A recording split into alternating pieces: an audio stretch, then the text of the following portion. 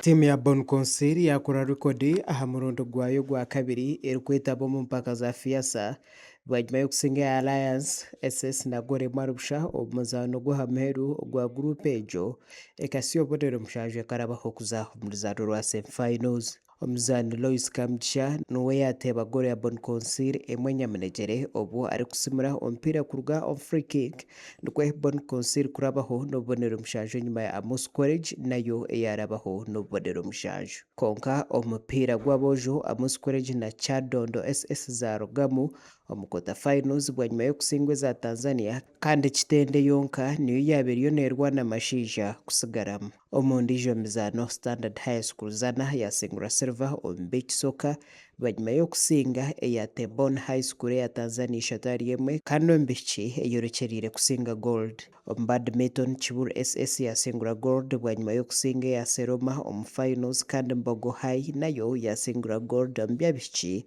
bwanyuma y'okusinga eya Rubaga nayo omu finals kandi omu table tennis Kiburi neija kuzana na Seroma omu semi-finals z'aboojo leero omu bishiki ezaane na Rwanda.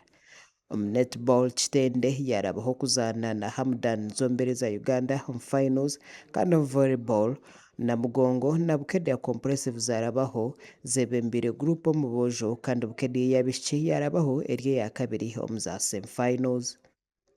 Omu handball tiimu ez'abishiki za Uganda ezaba zitakatungire bubonero bw'okuzirabyamu konka Gombe SS hamwe na Wampewo Ntake zarabamu okuza mu ruzaana rwa semi-finals ahabwa aboojo.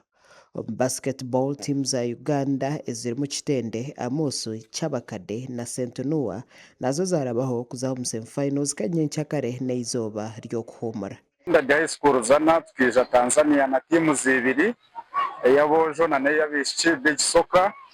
So far girls we are almost taking gold, turaza kutwara gold hakwa twaburayo timu emwe kandi ndareba turagikiza amani. Women's generally tebonire mu last year.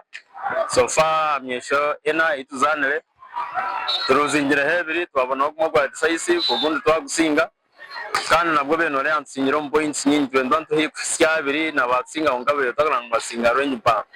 Yes, tetekatereje aka turije mnonga bana bar fresh injuries ninche into expecting kusinga Kenya ako even Kenya too, though you cannot take it for granted. Seroma twarira timu 8 tubadde ne basketball 3x3 boys then tuyane basketball 3x3 girls.